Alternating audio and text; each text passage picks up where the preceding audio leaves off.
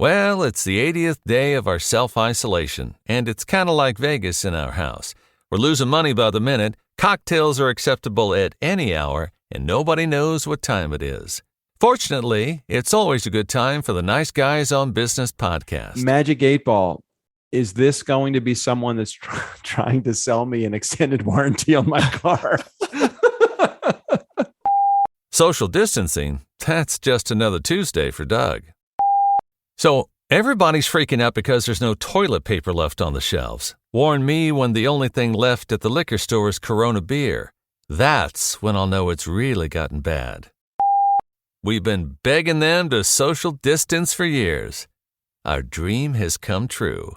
Now, here's your COVID-idiots. Even before social distancing, they've been living in their mom's basement. So, coronavirus got you down? Personally, I'm giving up drinking for a month. Oops, sorry about that. It came out wrong. I'm giving up drinking for a month. 3 days a week, they're able to hold it together. This is not one of those days. Welcome to Fuckery with the Nice Guys. Adults need not apply. No interviews, lots of ranting, and they sometimes stumble onto something useful. Go figure. Now it's time for Nice Guys Fuckery with the kings of fuckery themselves, Doug Sandler and Strickland Bonner. Do you have anything to talk about? I do. I have a bunch of stuff I want to talk about. Oh, I love this. I don't know Strickland. what the fuck to talk about. Although I do have stuff to talk about because I've been doing stuff all day and interesting stuff. So I'm sorry. Hey, welcome back. Welcome back. My name's Strickland Bonner, on the other side of the microphone, Mr. Doug Sandler. Doug, with many things to talk about, please. I already have, number one, I'm going to make life so much easier for our show notes writer. I really don't even know who our show notes writer is. And, you know, for me, I like to make everybody's life a little bit easier. So I already have the title for the episode. Would that be okay? Ooh, I will pass it along to the anonymous show notes writer who, look, between you and me, I'm the only one who knows who it is, and I'm not allowed to say. That's part of the contract. They will only write notes for us. They said that they would only write notes for us if we keep them anonymous. We don't tell anybody who they are. Is that purely out of shame? Because they don't want to soil their reputation by being associated with the Nice Guys. Yeah, I think it could be. I thought at first it was because like they wouldn't want the funkin' fans coming after them. But then I realized nobody's reading the notes. I think you're far closer to right than I am. Yeah.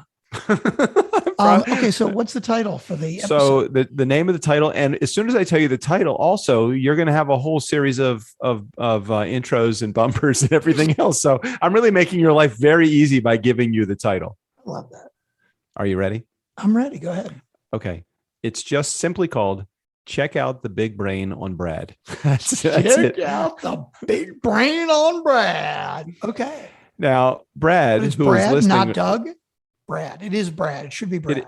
It is Brad, and it will continue to be Brad. Brad is actually a new friend of mine who is a Mustang enthusiast who has walked me through a couple of really touch and go repairs that I've had to make on my car. And tomorrow, Friday, today, Friday, as of the airing of this episode, I will be making a very large repair of the entire heater in the car, you've talked about that before.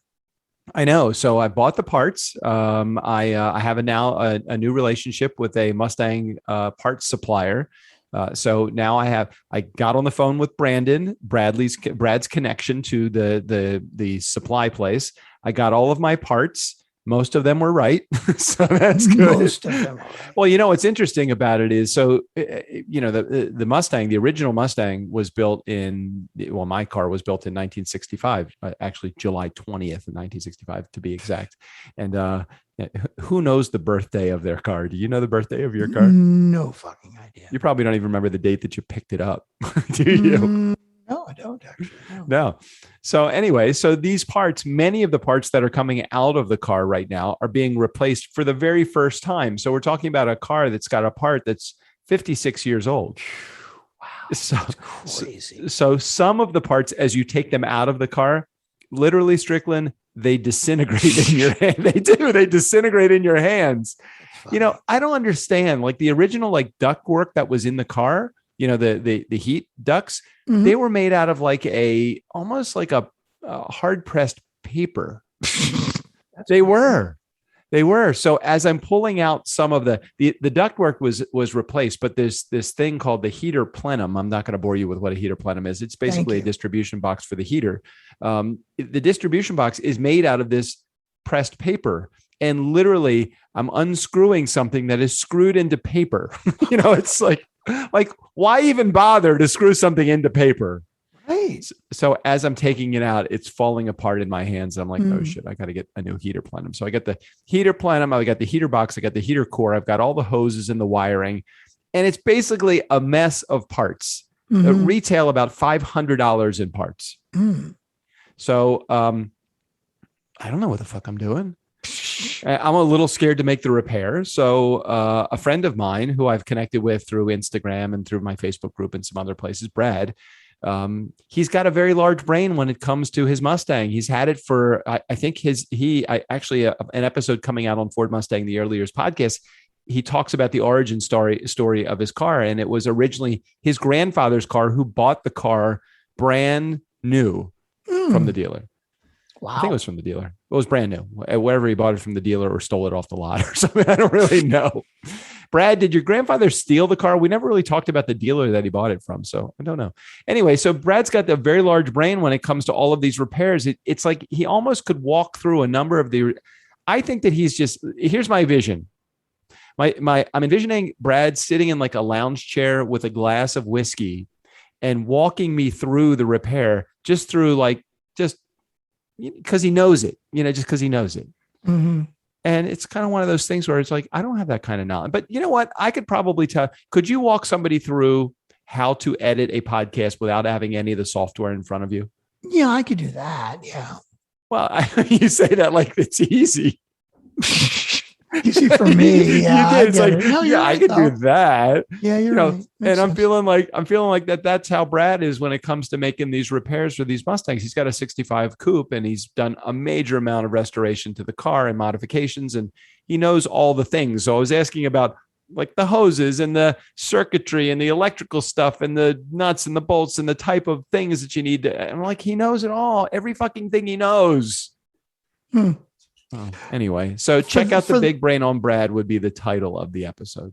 For those of you who are confused or not sure what you're listening to, this is not the Mustang podcast. This is, in fact, the Nice Guys on Business podcast. And we will now be moving away from Mustang repair into what's topic Topic number 2. Could we talk about Brad? Anyway, thank you for tuning into the Nice Guys on Business. And let's just get back to Brad and I are going to be seeing I very much appreciate you. We are going to be seeing each other on Sunday. There's a Cars and Coffee that's in Ojai. He's going to be driving up. Oh, did I mention that Brad's in California? You didn't mention that. Did I mention that Brad California's a big fucking state? So did I also mention that California? That Brad is replacing you as my best friend? Well, if I can't get out there like every month, I get it. You got to do what you got to do. As long as we keep doing the podcast together, that's all I care about. The podcast will never stop, Strickland. It will actually, the more friction that we might create, actually, the better the show. So let's go. Let's continue. Okay. The next subject that I would like to talk about is a letter from the IRS that I got. Oh God, that does not sound good. All right. So apparently I owe the IRS $1,457.26. This isn't the same 1476 from 2 years ago, a year or two ago, is it? Holy fuck. How do you fucking remember that? I remember you talking about it. We mentioned it on 2 or more episodes, but you're right. I couldn't tell you what I had for fucking lunch today, but I remember you talking about that. So I get a letter. The letter is dated September 15th, 2021. So like literally just 3 weeks ago, right, as of the airing of this. Mm-hmm. This is the first letter. This is the first line of the letter. Are you ready? Okay. Remember the letter, the date of the letter, September 15th, 2021. Mm-hmm. Dear taxpayer, we're responding to your inquiry of April 30th, 2020. That's finally responding to your inquiry from first fucking year ago. That's a year and a half. That is a year and a half. God. I'm like, It says we have no record that you authorized them to. Somebody was acting on my behalf. We have no record of them authorized them to act for you. And I'm like, well, then why are you sending me this letter? So my first question is, why are you sending me a letter saying that somebody tried to be an authorized agent for me, but they have no authorization to do that? Shouldn't it just be, fuck you, I'm not responding to you? Shouldn't that be the letter from the IRS to that agency or whoever? Or shouldn't it just be, look, they responded to me a year and a half ago. Does that mean they responded to the unauthorized agent sooner? Right? Like, I don't understand.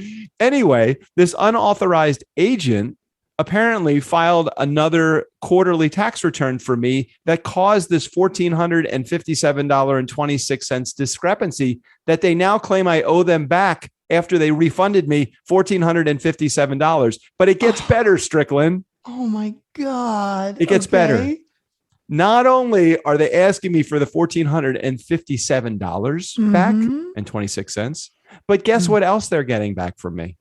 Penalty and interest? Penalty and fucking interest. Of how much money? Dare I $450. What the fuck? Are you kidding me? Now, that's not what they're getting back. This is what they're asking for back. I'm hoping you're telling me they're not actually going to get it back. Well, I don't know who even authorized it. So the first resource that I'm going to is my payroll company who files the 941. That's the tax form for me, asking them, hey, did you, but they're authorized. So I have no fucking idea who even did this. Oh, God. So of course it says, so much. Of course, it says, if you have any questions, feel free to call 800-829-0115. What do you think is going to happen when I call that line? Let's see. You're going to be on hold for about 3 days. Okay. Even if you call like the minute they open, hey, open at 8 a.m. Eastern Standard Time, right? So if you wake up at 5 o'clock on the West Coast and call them in the first minute they're open, it's going to say, there are 432 people in front of you. Your approximate wait time is 37 hours and 24 minutes. Yeah, that's what's going to happen. Yeah. And the other nice thing about it is they've given me all of 12 days to resolve this. Respond. Hey, if you gave me the same amount of time to resolve this as it took you to fucking contact me to begin with, IRS, what the fuck? Yeah. Wow. That's really bad. Yeah.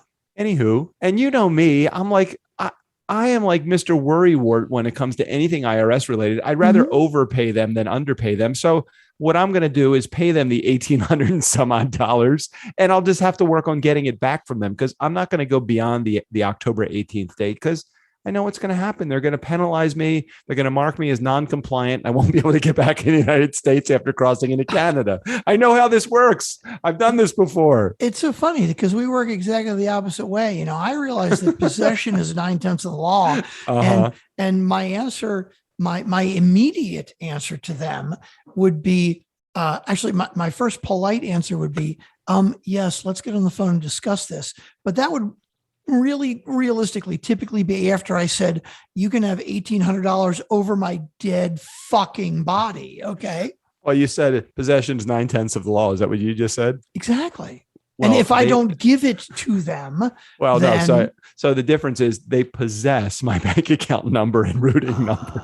That's bad. Yeah. Bad. I mean, I'm assuming they could probably just take it, right? I guess. I don't know that they would. They probably Does the government scare you? Do they scare you at all? Not really.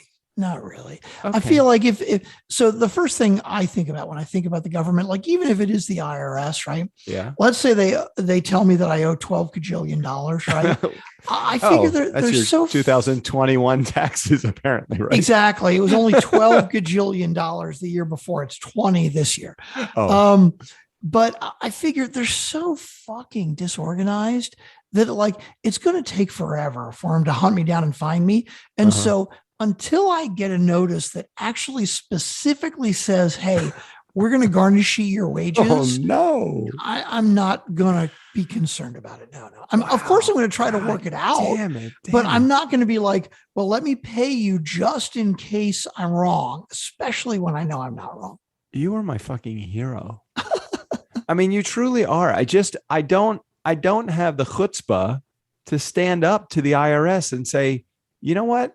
You actually are asking me for money back that you authorized someone to change my tax return when you said they were not an authorized agent. This letter contradicts itself. How does this even make sense? Right. Yeah, exactly. I don't even get it. And but it's exactly the kind of thing that you need to talk to a human being about, right? You could email them back. You could write them a letter back or fucking fax them, which is what they needed to do with our fucking corporate S. Like, it's so ridiculous, right? Facts. Like, I might as well send it by smoke signals and shit, right? Like, who's got a fucking fax machine anymore?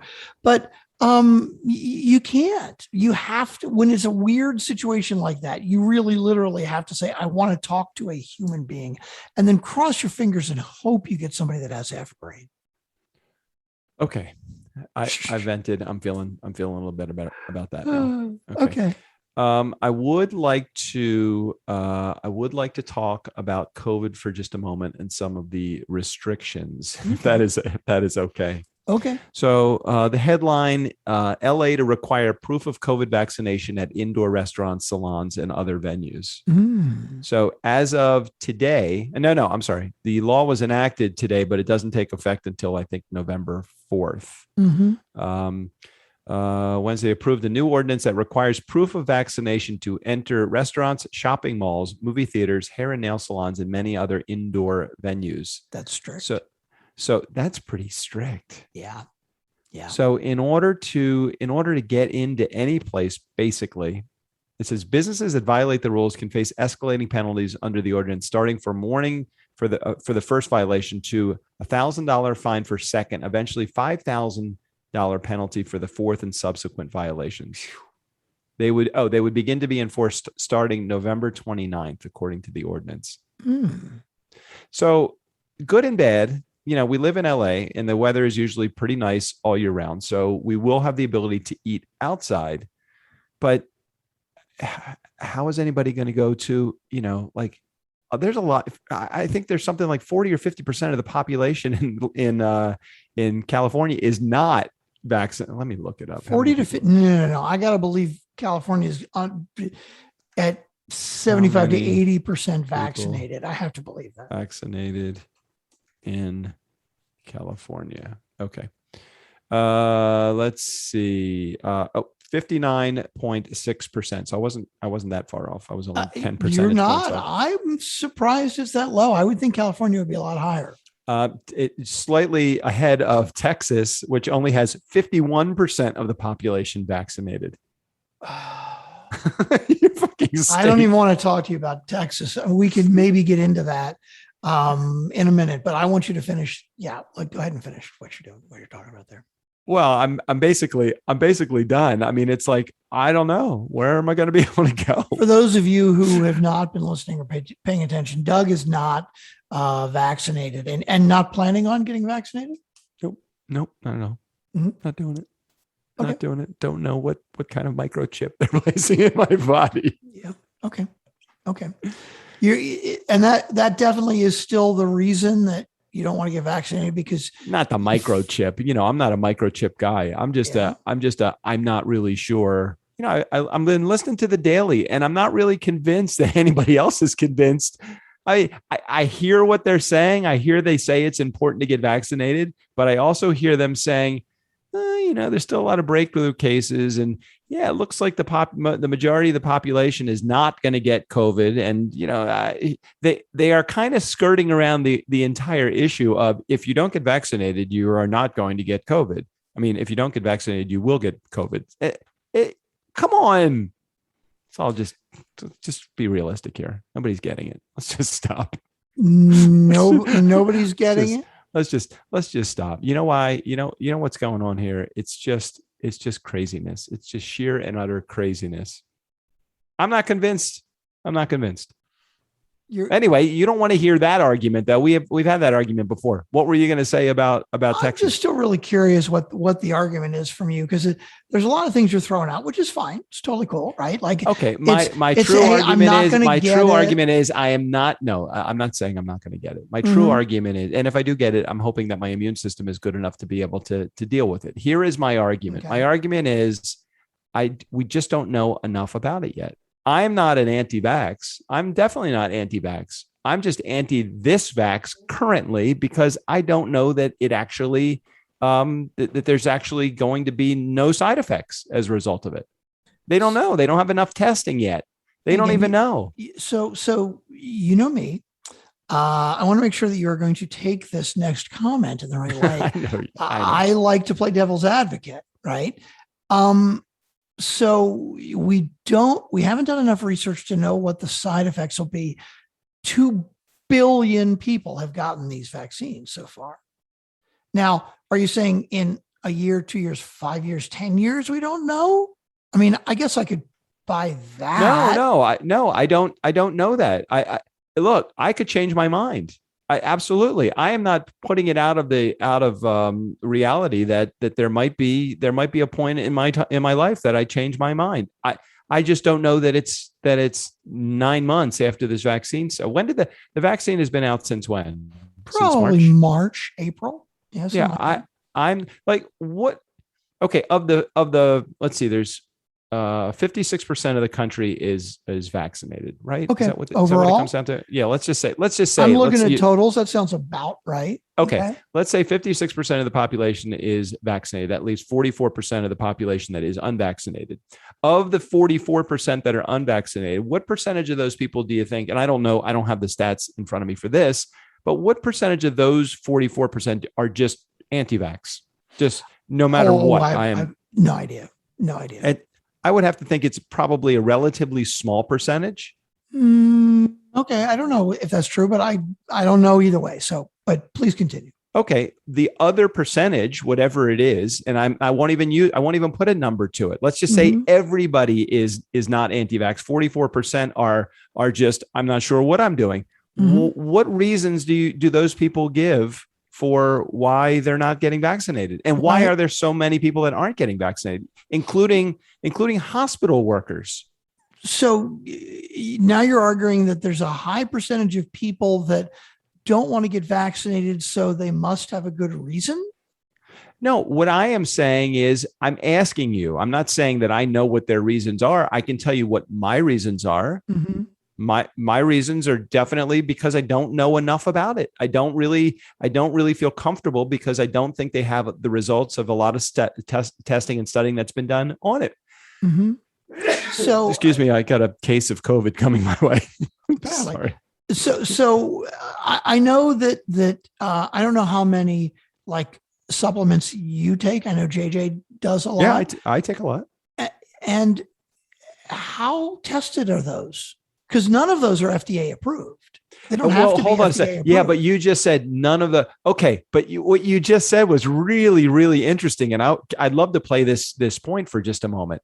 You said something like vitamin C, vitamin A, vitamin E, vitamin B. Sure. All of those are not FDA approved, including like CBD. Not any of the statements that are written on the bottle are not FDA approved, so they can't put the stamp of approval on it that says that these things actually have any effect on your health, good, bad, or indifferent. Okay. Okay. I mean, I'm just playing devil's advocate here for a second, because the government says, the Federal Food and Drug Administration, or what is it? FDA? Federal the FDA. Food and Drug Administration. Because the FDA doesn't say that vitamin D actually has any effect on your health, I should believe that it actually doesn't have any effect on my health because the FDA doesn't approve it. So then my counter argument would be, you said, I don't know enough about this vaccine. So if you don't want to trust the FDA, which has approved it now, by the way, who do you trust? Is it that I don't know? You have to wait for a certain number of years into, like, vitamin A, C, D, and E? You know what? I trust it because people have been taking it for 50 years. That's good enough for me. That's right.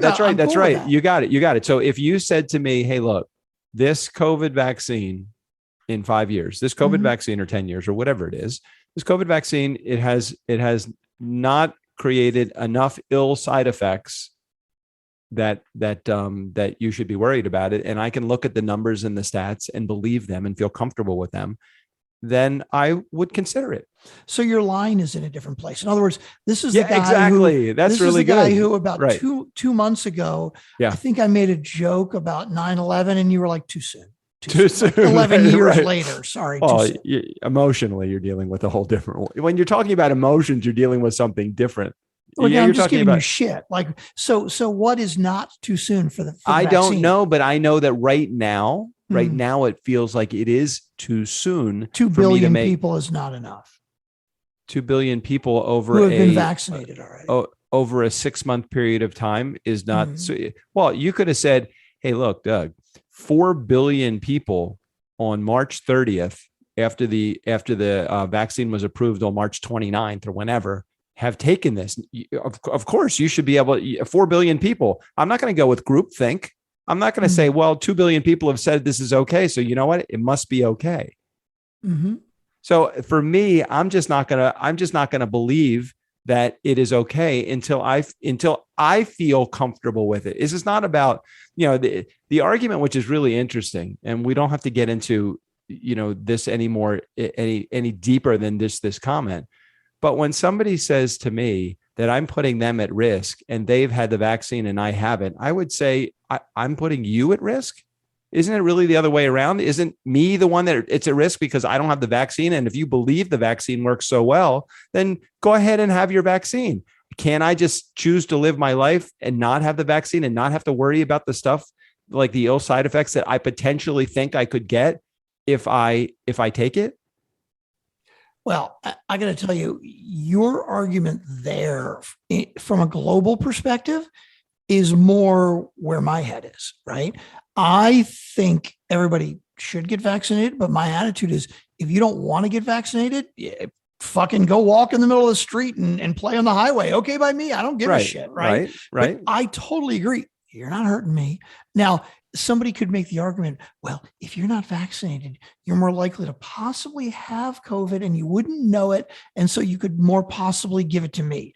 And it's like, well, hold on a second though. But by the way, I don't agree with that. I'm not running with that. My attitude for that would be like, yeah, but I'm vaccinated. So even if I'm more likely to get it because you have it, what do I give a shit? And it's also shown that even if you have even if you have been vaccinated, you still could carry the virus and give it to someone else. 100%, absolutely. You're less likely to have it, and the symptoms are supposed to be much less severe.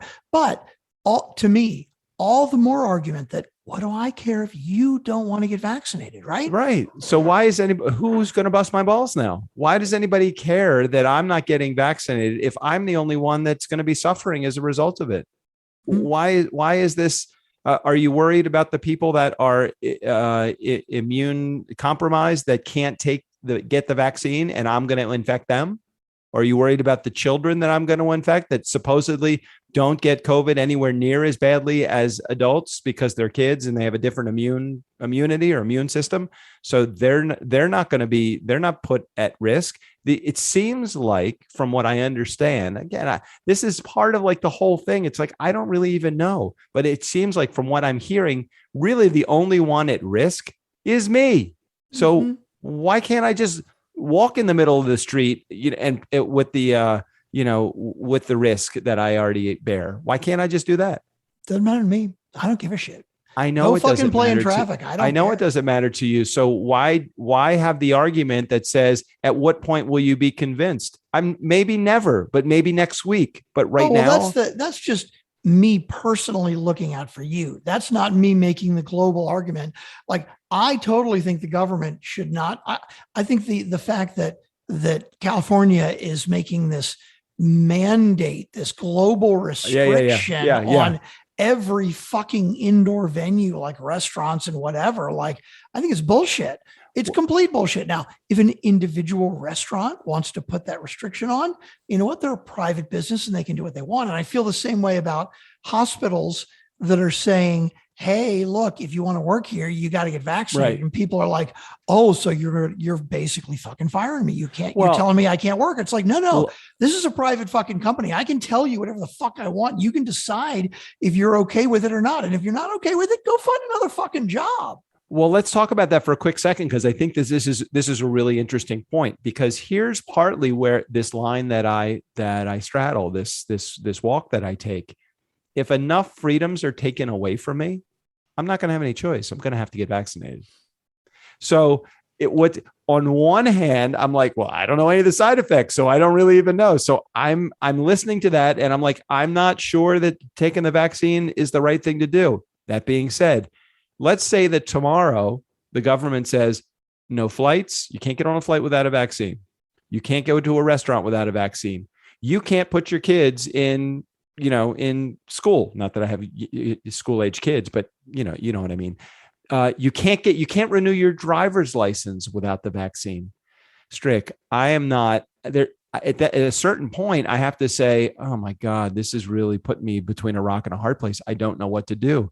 But I think at that point, I either have to decide that I'm leaving this country, which I don't want to do, or I have to get the vaccine, right? I mean, aren't those the only two logical choices? Yeah, except that I think that making the slippery slope argument is a slippery slope in itself.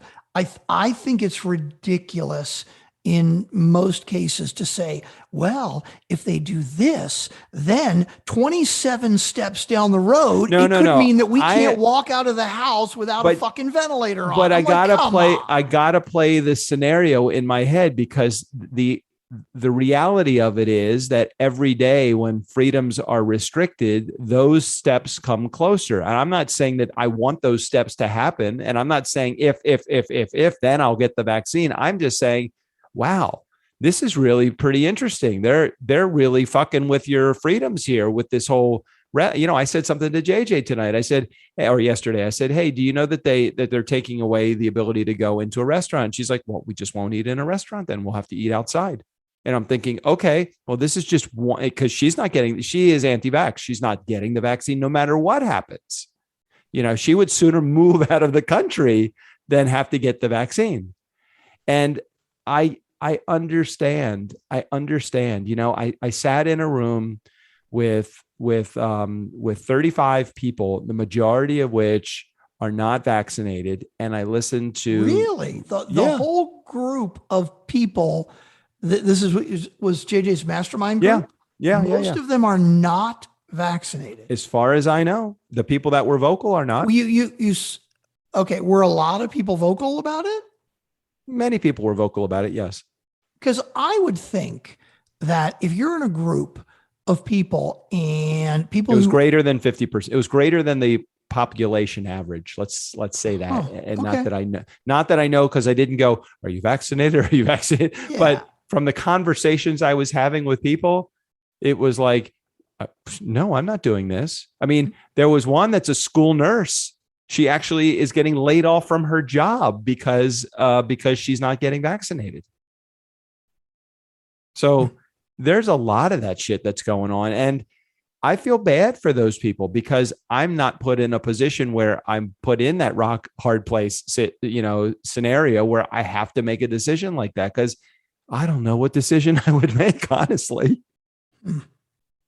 So you see that I teeter on that line, and it has nothing to do with being anti-vax. It just has to do with, I'm not ready. I don't know enough yet. And I'm not willing to, I don't know who to listen to. I don't know who to believe. I don't know, people say, well, it's science. Well, who's science? It's not just like it's science. It's not like 1 + 1 = 2. We're listening to a government agency. And here's part of it too. There is money involved in this. They're talking about a pill now that you can take if you get COVID early on, when you first get the symptoms, that you could take in order to alleviate the symptoms and possibly reduce the severity of COVID. I haven't heard about that. Do you think they're going to give that pill away? Fuck no. It's money. It's all about the money. Yeah, but the vaccine is free to everybody right now. The vaccine is free. The vaccine is the gateway. Oh, the vaccine is just it's a gateway drug. Is that what you're saying? It's not. No, I didn't say it's a gateway drug. It's a gateway fear. it's the government and the pharmaceutical industry and the medical industry's right, based upon what they think, to fucking scare the shit out of you so that you will do exactly what they tell them. Don't you think they're fearing us into submission here? So I've had this argument in the past. I don't know if it's been with you or with other people, but if you read the Google, the EULA, the whatever, what is that called? The universal, the fucking, you got to sign the agreement if you want to use Google, right? Like it says you agree to the rules. Oh, right? You and the user EULA, end user license agreement. That's it. End user license agreement.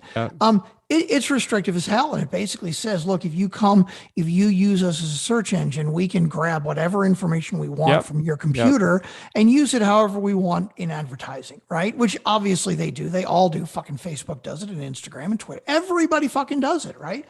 But I think of Google, even though they are one of the largest companies in the world, as a relatively how do we say it? Good seeking, like they don't mean to do any harm. There's some word for that. I can't fucking think of it right now.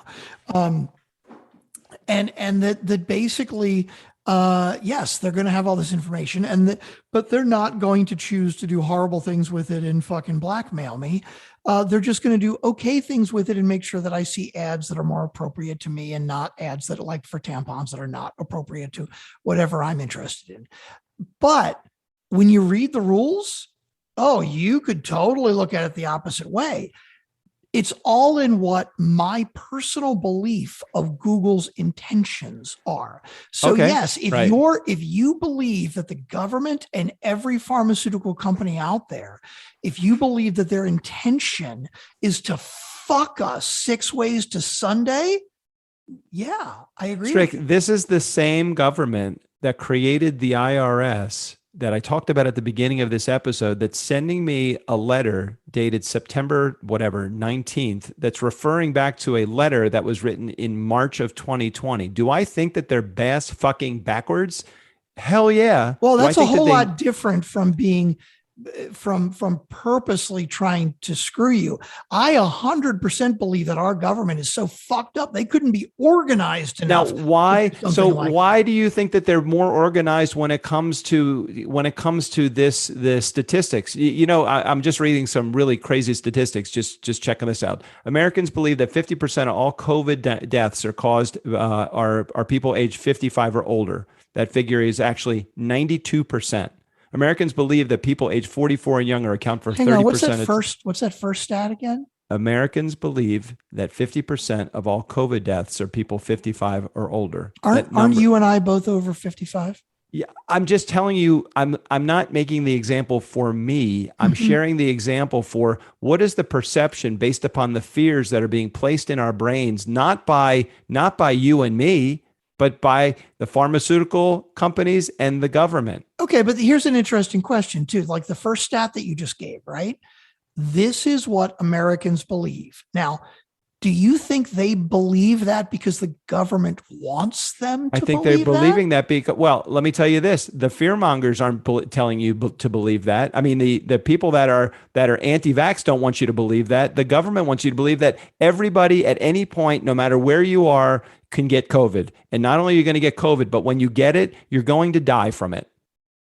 All right. So what I'm saying to you is Americans believe that people aged 44 and younger account for 30% of the total deaths. That figure is actually 2.7%. Americans overestimate the risk of death from COVID for people 24 and younger by a factor of 50.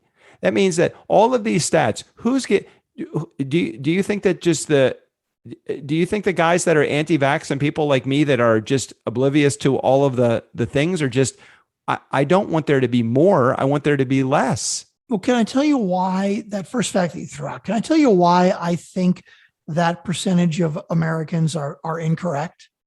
Why? Because they're fucking stupid. Oh, okay. I don't believe that it's because of the government. I don't believe that it's because of pharmaceutical companies. I honestly believe that if somebody were to actually look up on World Health Organization or whatever, our fucking local, there's something in the US. What the hell is it?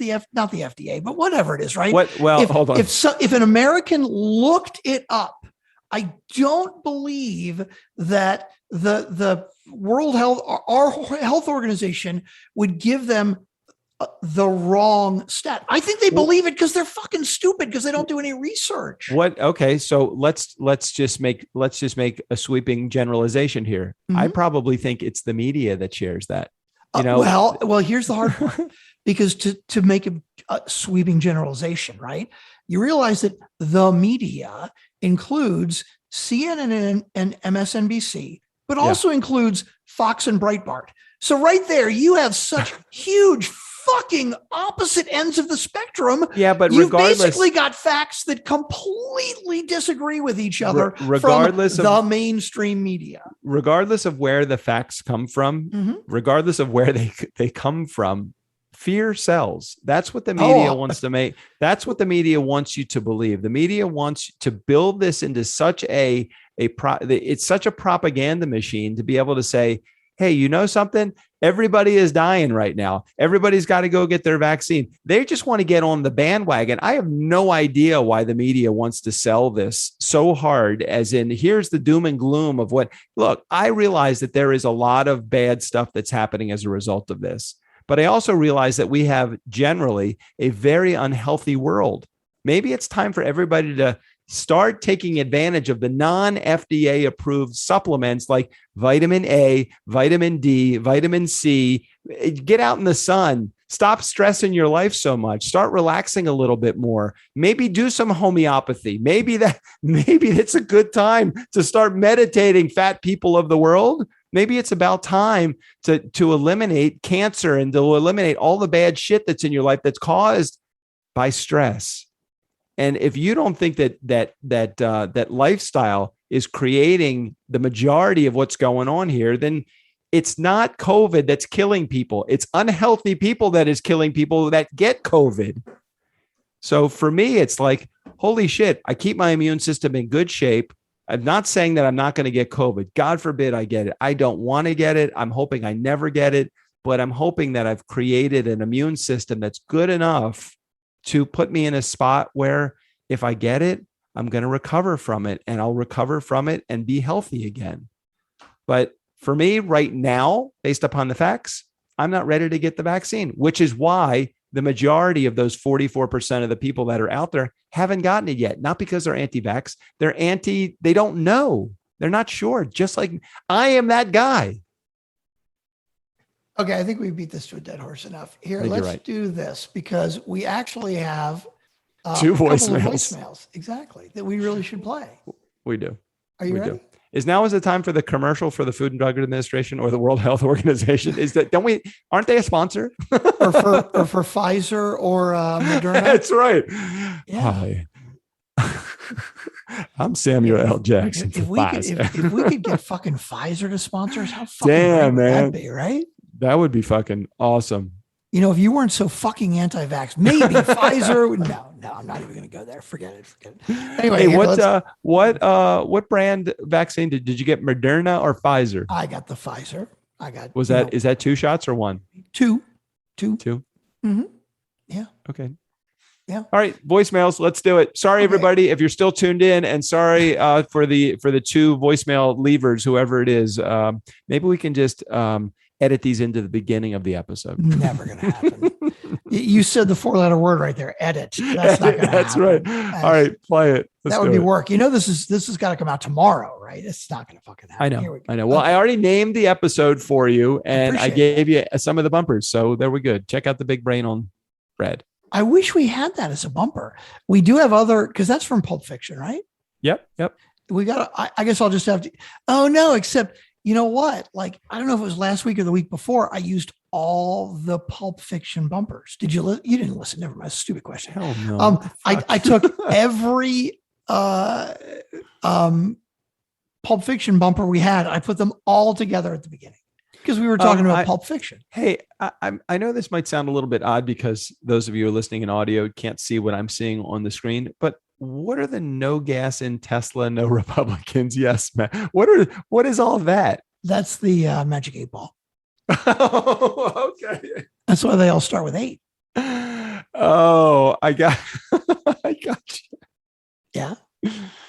Makes sense. I got it. So if I said little peek behind the curtain, just ignore what. Yeah, Doug just said wow. right That's there, yeah. it's how many of those do you have? It looks like there's a bunch more. 1, 2, 3, 4, 5. No, other than just the Magic 8-Ball. You got a bunch of like Nice Guys on Business intro, Jared voicemail short. Well, you don't have to read them all. What's I hate? For example, what is I hate? I think that's Bucky hate. Here, let's take a listen. I can't remember. Oh no, it doesn't look like that. Hold on. What is it? Let's take a listen to this. I don't know. Okay. Oh, this is the new Bucky Rants music. Because it's nice. This is actually, I'm not allowed to. Well, yeah, I got you. Don't give away any secrets. Well, it's from Bloody Stool, but the album hasn't been released yet. This is wow. That's gold right there. Right? Jesus. It is. This is kind of it's like, what do they call it? Bootleg stuff, right? There's no vocal on here yet. This is just the music track from a Bloody Stool track called Magic 8-Ball. Magic 8-Ball. It's like there's one Doug hand lotion.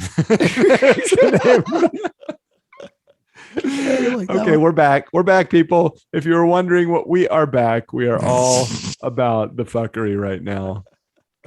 Hey, Brad, if you're still tuned in, I don't know if I just lost you as a friend because all that bullshit that I just went through, but look, if it means staying your friend, I will get vaccinated. Okay. Oh, you won't get vaccinated to stay my friend, but you'll stay vaccinated to get Brad's friend. Okay, I see where I rate. Fine. Whatever. God, I got to keep my Mustang well repaired. And the only way to do that is to stay friends with Brad because he knows a lot more than I do about the car. All right, we're going to get to voicemails now. All right, here we go. We got a voicemail from Jared. I said a voicemail from Jared. You know a voicemail from Jared. Nobody else will call. We got a voicemail from Jared. Screw the rest of y'all. Boom. Maybe. Wait, hold on. Oh, wait, hold on a second. Hold on. Oh, wait, that didn't sound like Jared. Sound like Jared. Hold on a second. That wasn't Jared. I'm rethinking the name of the episode. I'm rethinking it. Okay. I'm rethinking it. We could do it. It could be like a subtitle. It could be check out the big brain on Brad, and then subtitle flatten the curve. Flatten the. Okay, just randomly check out the big brain on Brad and then flatten the curve. Okay. Okay. Thanks. We can do it. Thanks for indulging me. But hold on. But wait, there's more. Before you play that voicemail, could you throw in a Magic 8-Ball for me? Because I really got to know this. Okay. Magic 8-Ball.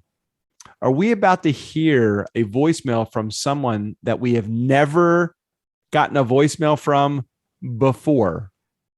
Okay, Magic 8-Ball. Here we go. I'll tell you what. If you guys become Republicans, you can do it. Yeah, I guess that's a big fat no, then, isn't it? No. Well, Magic 8-Ball thinks it's no. Right. We are not going to hear a brand new voicemail from someone we've never heard a voicemail from. Okay, let me ask a follow-up Magic 8-Ball question then. Yeah. Magic 8-Ball, is this going to be someone that's trying to sell me an extended warranty on my car? Let's take a listen. Does Doug like hand lotion? Oh hell yes, he does. So that's a big thumbs up. Oh, well, you mentioned the hand all lotion, but I guess it's all right. Okay. All right. I'm ready to listen. So Magic 8-Ball has told me that this is someone that has left a voicemail before. Very curious then. Okay, go ahead. Okay, here we go. Hey, DJ Doug. This is your bud, Erica, leaving you. Oh, no. Magic 8-Ball was wrong on both counts. Wait a minute. Didn't Erica leave us one message before? I think Erica has, but Erica wasn't trying to sell me an extended warranty before. True. So Magic 8-Ball was only half wrong. I was thinking Magic 8-Ball was 100% wrong because Erica had never left us a message before, but I think she did once or twice before. Okay, go back to the beginning. I won't interrupt now. Sorry, okay, here we go. Hey, DJ Doug, this is your bud Erica leaving you a message. Maybe you'll Love use you. this on next week's fuckery. Of course we use Just it. want you to know that, well, let me start with this. I'll do a shout out to my own self. I'm the host of the amazing Entrepreneurs Cafe podcast that you at TurnKey helped me launch. It is amazing, by the way. Entrepreneurs Cafe. And you know, we tell people all the time, even if you just want to call to give yourself a fucking shout out, go for it. But nobody calls. So thank you, Erica. We appreciate you calling. Thank you very much. Okay, here we go. Time to continue. Thank you. And if I might say so, the most amazing coach over at EricaRossCoach.com. Erica Ross Coach. Wow. Com. Once Really? again, you want a free shout out on our show? Just fucking call and leave a voice message. That's all it takes. Sucking from the teats of the nice guy. she is all about. I can't guarantee that we will back your name or services the way we can with Erica. Erica's amazing. Her podcast is amazing. Her services are amazing. God, but so good. if we have no fucking idea who you are, we're still going to let you do your own shout out. We just won't say how great you are if we don't know. Okay. On with the teat sucking. Go. If I can brag. Anyway, I just wanted to say last week, which is this week, which is when I'm recording this, but by the time you get it, it'll be next week. I listened to Fuckery, and I was so excited when I heard you say quickly to Strick, oh, yeah, what are we going to talk about today? And you went over a couple things, and you said, yeah, we got to talk about PQ. And I waited with bated breath for the whole episode to hear what you would say about PQ, and there was not a word. So I'm just putting a bug in your ear to remind you to say something about it, whether you love it, whether you hate it, and what it's like, particularly learning it from me, because you can learn it from a lot of other places. But, you know, I love me. I thought you made this up. I know you love me, so I want your people to know I'm the one to learn it from. Anyway, that's it. I guess I'm just sort of leaving this for you for whatever you want to use it for. But love to hear you talk about PQ and what you're getting out of it, or not. All right, guys. Bye. I don't remember you specifically saying last week that you were going to talk about PQ. I think at the beginning I mentioned it, and like she said, we got into some other conversation. Like, hey, surprise, we got down another rabbit hole and never came out. Surprise! If anybody's and what's so bad is I'm usually good with kind of pulling you back in at some point. I just don't remember you even mentioning PQ. But PQ is it's emotional intelligence. It's a course that Doug and I and our team are taking right now that Erica is teaching, and it's fucking amazing. And we totally need to talk about it next week. But we're like an hour in now. It's not really emotional intelligence. It's positive intelligence. Well, it is, but isn't the book named Emotional Intelligence, or is it named Positive Shirzad's books? Yeah. I don't know the name of his book. Hold on. Yeah, I thought it was Emotional Intelligence. Could probably tell you really quick. Hold on a second. Let us see what the name of the book is. Hold on. I'm just going to go to my modules and look in the audio book and see if it says it. Positive Intelligence is the name of the book. Really? Yeah. So I was right. I'm an idiot. Okay. So hold on a second. So I know we're an hour into this episode, but it's never too late to talk about positivity and positive intelligence. I actually am so enjoying the program for multiple reasons. The first reason I'm enjoying this program that we are participating in, it's an 8-week program that the entire TurnKey team is involved in. But the first reason I'm enjoying it so much is exactly what Erica said, because Erica is fucking running it. So I love it for that. The second reason I'm really loving it is because Shirzad, who is the creator of this PQ Positive Intelligence, the thing that he has done, which is so amazing, is he's gamified this entire fucking thing. Oh yeah. And all I'm about is the points. So, you know, hey, look, if I can get some growth and some self-help, that's good. That's just a byproduct of winning a game. That's that for me. That if I'm not at, you know, what do we have to have every day? 36 points. 36, 32, if I can't, 36. I don't remember. 36. If I can't be around 50 to 80 points every day, I am not happy with myself. Now that is my judge, But I'm that's saying that, hey, look, if you can't get to 50 or 60 points or an 80-point day, you're a fucking loser. That's my judge. And I just say, you know what? Shut the fuck up, judge. And then I bring on, hey, but this is kind of fun. I'm actually enjoying this. This is great. So the rational side of me, the sage side of me, the nicer side of me is saying, look at all the good I'm actually doing with myself by actually playing this game and playing for the points.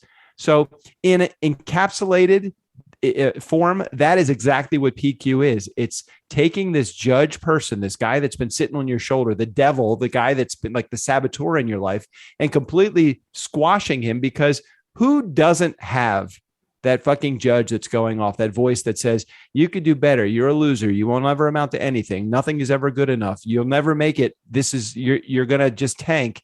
Who wouldn't like to just kill that guy that's sitting on your shoulder and go for the guy that's like, hey, you know what? You're working really hard. And I see that. And I like you for that. And you know what? You're a good person and you are a valuable person in my life. And so for me, I love this program because I am all about the positive. And so this is just a way for me to just say, I'm all about the positive. And now I have a reason to be about the positive.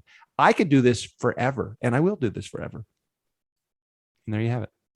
I love it. Very well said. Thank you. And Erica, thank you for running the program. Thank you for being the person that actually left the voicemail to remind us we should probably talk about this a little bit because it's really cool. And at some point, we really should do an entire, you know, what would be a really good episode, Strick? Get everybody that is on our team to participate in a Nice Guys episode, and we could actually talk about this the entire episode. Would that be cool? Ooh, that would be pretty cool. Maybe when we get a little too. When we get a little deeper into the program, maybe we could do that. Yeah, I'm thinking even as the final part of the program, because at that point we will have experienced a lot of growth, 8 weeks of growth. I definitely can see myself continuing on beyond the 8 weeks when it comes to the activities. I don't know that I can keep up with the pace of everything that, you know, you can do PQ activities like these little rep things. We work inside a gym, it's called, for those in our community that don't know what this is. And they're usually 2 minutes to 12 minutes, these PQ gym activities. But when it comes down to it, you can do these PQ gym exercises in 10 seconds. Right. So I love the idea of doing it 10 seconds at a time. As a matter of fact, when I was going through my morning routine, taking a shower, brushing my teeth, doing all that, I was also listening to that part of the book. And it was really quite easy to do 10 seconds at a time. And sometimes you just don't have 12 minutes in a day to do it. So yeah, at the end of the exercise, at the end of this entire program, I'd love to do an episode like I think it would be kind of cool. EricaRossCoach.com if you want to get more information. That's it. EricaRossCoach.com. We got one more voicemail. Love you, Erica. Here we go. Okay, Strick, Jared here. So you guys were talking about the voicemail and how in the end of the voicemail I said I may call back. You never know. Well, that's a true statement. You never know if I'm going to call one. You never know. True. I won't call at all. Because, yeah, I love the show. I love listening to you guys, but who knows if you're going to say anything that's worthy of me calling in. True. So true. It's not really a knock. I still enjoyed it. So that wasn't the implication there. It's just you didn't pique my interest enough to actually pick up the phone and call. Yeah. You never know with me. Anyways, guys, love the show. Great episode today. And as usual, I really enjoyed it. See you guys. Oh, sorry. I cut him off. I got the end of here. Let's take a listen to that again. I really enjoyed it. See you guys. Sorry. Didn't mean to hit stop so soon, Jared. We need to let you go. Okay. How do you spell pique? Your curiosity, as in pique your curiosity? Oh, Pique. Is that right? Yeah. Okay. I mean, I can look it up. No. I knew it wasn't PEAK, and I knew it wasn't PEEK, but I'm like, how do you fucking spell peak? Peculiar. Yeah. Peculiar. All right. Where's that from? Peak. Well, here, is it peak or peak? Okay. The tradition idiom is to pique, Pique, one's interest, with pique meaning to provoke or arouse. Like perk, like peak, perk. However, piqued can also make sense in context. Pique means to bring to a maximum value or intensity. And this is certainly what one might mean when saying my interest was piqued. Oh, so there's a past tense also of it. Peaked. I suppose. Like Would that you're be trying PIQUED? Well, in this context, it was saying it was PEAKED. So they would mean not exactly the same thing, but very similar things. Like if your interest was piqued, PEAKED, it means that your interest met its peak. It was the highest point. But if you say it was piqued, PIQUED, it was provoked or aroused, but not necessarily peaked to its peak. Yeah. Peaked to its peak. That's PIQUE to its PEAK. Exactly. Oh, fuck. So many things to learn. We're so fucking clever. And the English language is so fucking fucked up. So messed up. So messed up. You know what still kills me? Like read and read. It's spelled the same fucking way. How am I supposed to know if I'm reading something or I read it already when I read a sentence? What's really hard is record and record. Right? That's really hard. And what happens when you re-record something? Do you just record it? Because the first one was just erased anyway. So can't you just re-record? Can't you just record? Right. And what about a boot?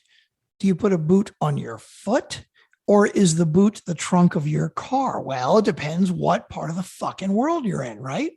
Dear Lord, we are getting way too deep. You know what? We are an hour and 9 minutes into this episode. This is not good. This was not the fastest, time to get into longest an English fucking language episode discussion possible. All right. Yeah. So check out the big brain on Brad. Flatten the curve. Okay, hey, I'm on it. we need some Okay, I'm on it. We need some Steve O'Brien drops that are definitely COVID related. Well, we have a bunch already. I could put a bunch of this episode. Oh, yeah. We have COVID quotes? Oh, yeah. God damn it. I did not know that. Do I need to play some now? No, not this now. Episode's so fucking long. Here's the deal, Doug. You want to hear the COVID quotes? I will put a bunch of them at the beginning of this episode, but it means you'll have to listen to at least the beginning of the episode. All right. So if you've gotten this far in the episode and you're listening back to the beginning and you haven't heard the beginning because you were hoping that the episode would end a lot longer ago than it already ended, go back and listen to the beginning before you listen to the end. And then certainly feel free to leave us a voicemail somewhere in the middle that we will play during this episode. So if you can leave a voicemail right now that we would play during this episode, that's fucking amazing. All right. Because that would be physically impossible in this time-space continuum that we live in. You are going way back to the future. And now I feel like when I do that, I've got to use a different intro, the Doctor Who Wibbly Wobbly Time one, but then there's too many intros. Way too many intros, but please check out the big brain on Brad, flatten the curve. That is it. All right, let's head out of here. Until next week, Steve O'Brien, go ahead and take us out of here. Nice Guy community, what do you think of the Nice Guys podcast? Is it A, interesting, informative, intelligent business information that's really helpful? B, a couple of guys who think they're funny, but actually have an inflated perception of their own self-worth? C, same shit, different podcast? Or D, all of the above? Go with D.